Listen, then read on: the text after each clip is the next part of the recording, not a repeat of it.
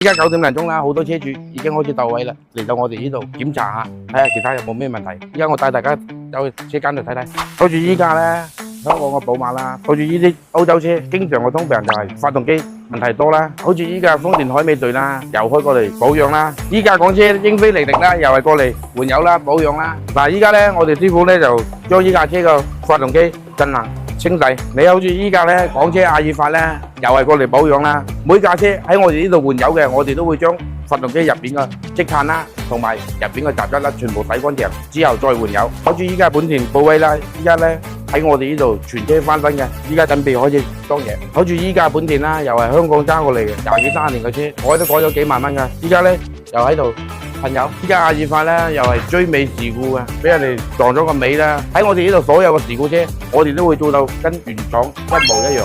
好啦。今日車比較多，依家開始做嘢啦！我保證今日啲車一定完成。收車記得關注野馬9爺。